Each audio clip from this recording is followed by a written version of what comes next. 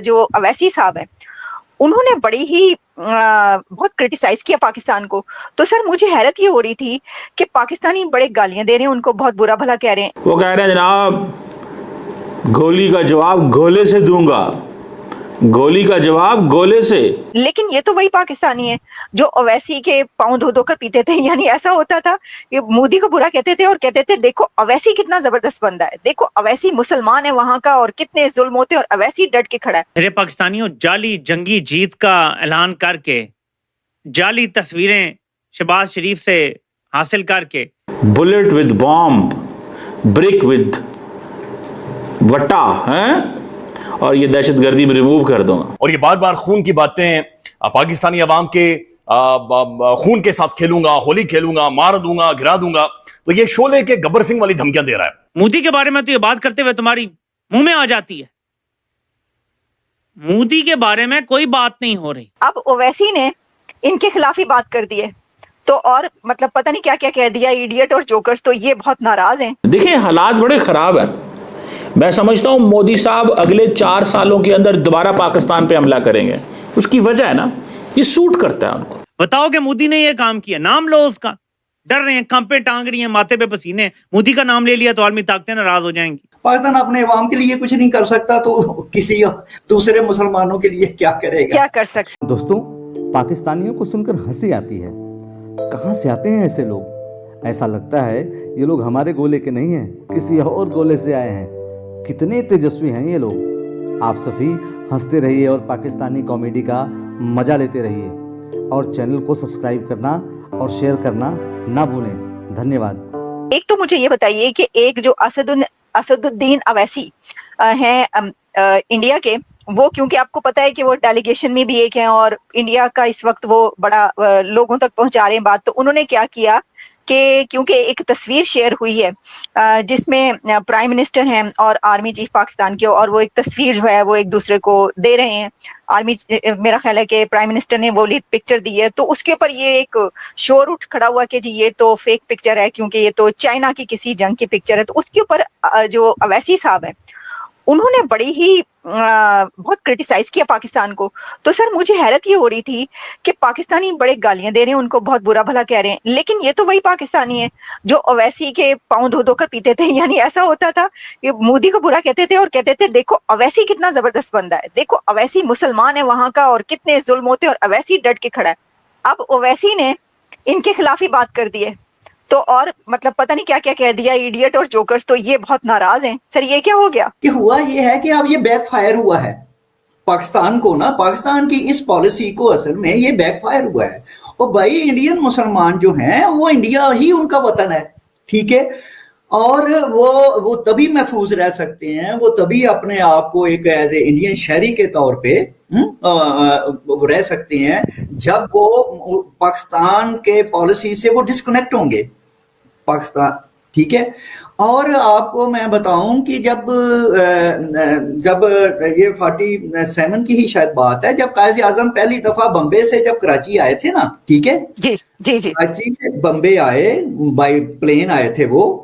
तो उन्होंने वहां पे बम्बे में ना इंडियन मुस्लिम लीग के जो सरकर्दा लोग थे, लीडर्स थे, वो कायद आजम को मिलने आए एयरपोर्ट पे, और उन्होंने रोना रोया कि कायद आजम साहब आपने 2 कौमी नजरिया करके पाकिस्तान की हमें पीछे लगा के अब आप हमको यतीमों की तरह छोड़ के पाकिस्तान जा रहे हैं, तो हमारा क्या बनेगा? पाकिस्तान तो एक लिमिटेड ज्योग्राफी में ही बनना था ना, पूरे हिंदुस्तान में तो नहीं बन सकता था।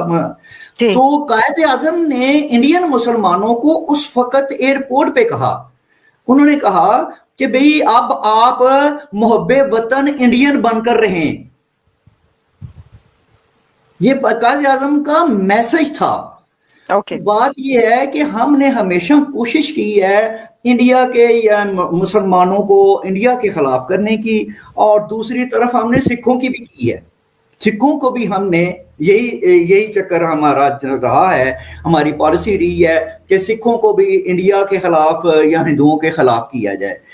तो ये दोनों चीजें बैकफायर होती रही हैं और अब ये अवैसी का जो उसने लिया, देखें उनके जेन्युइन जो इंडियन मुसलमान हैं उनके जेन्युइन कुछ मसाइल प्रॉब्लम्स हो सकते हैं, इसमें कोई शक नहीं है, ठीक है, एज ए मिनॉरिटी भी हो सकते हैं, तो लेकिन वो विद इन इंडियन कॉन्स्टिट्यूशन ही उसको हल करेंगे ना, वो तो इंडियंस हैं, ठीक है, और उनको तो वो इसलिए वो हमारा दुम छल्ला बन के पाकिस्तान का वो बन के, या तो वो भाई वो वहां पे मजीद अपने लिए प्रॉब्लम्स पैदा कर लेंगे। तो मेरा ख्याल है कि अवैसी ने जो कुछ भी किया है वो बिल्कुल उसने एक सही रैशनल अप्रोच उनकी आई है कि भाई हम मुसलमान हैं, इंडियन मुसलमान हैं और हमारा इंडिया जो है वही हमारा वतन है, हम पाकिस्तान के कहने पे इनके प्रोपेगेंडे में आके या इनके इनका टट्टू बन के हम रहेंगे तो हम अपने लिए प्रॉब्लम्स पैदा करेंगे और पाकिस्तान हमारे लिए कुछ भी नहीं कर सकेगा। पाकिस्तान अपने अवाम के लिए कुछ नहीं कर सकता तो किसी दूसरे मुसलमानों के लिए क्या करेगा, क्या कर सकता है। मैंने तो कई दफा कहा है मोदी साहब के पास बहुत जबरदस्त चॉइस है, या वो इस खित्ते के लीडर बन जाएं और कहें मैं इकोनॉमी की सबकी बेहतर करना चाहता हूं, या अपने मुल्क का लीडर बन के और इस खित्ते के अंदर हमेशा हमेशा के लिए जंगो जदल शुरू कर दें। नरेंद्र मोदी के पास बहुत बड़ा चांस आया है और था, लेकिन फिलहाल मैंने आपको बताया वो ऐसी लेगेसी नहीं छोड़ना चाहते, वो लेगेसी छोड़ना चाहते हैं जंगो जदल की, वो लेगेसी छोड़ना चाहते हैं जिसमें वो बताएं, अब देखिए ना अपने लोगों को क्या बताएंगे, यही बताएंगे ना पाकिस्तान के साथ हमारा ये है, पाकिस्तान के साथ वो है। आप यहीं से अंदाज़ा लगा लें। फिर उन्होंने कहा जनाब के इंडस वाटर ट्रीटी जो है, आप यहीं से अंदाज़ा लगा लें।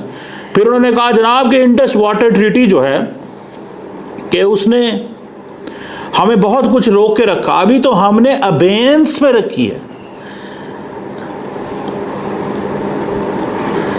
वो जो उन्होंने बात की ना, the water treaty has been held in abeyance, अभी तो हम उसको देखने लगे हैं।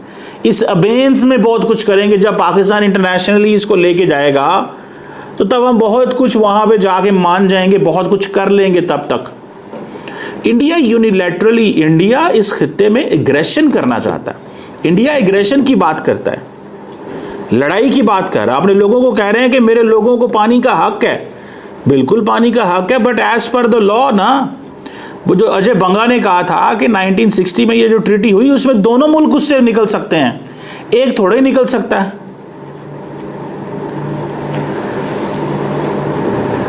एक थोड़े ही निकल सकता है।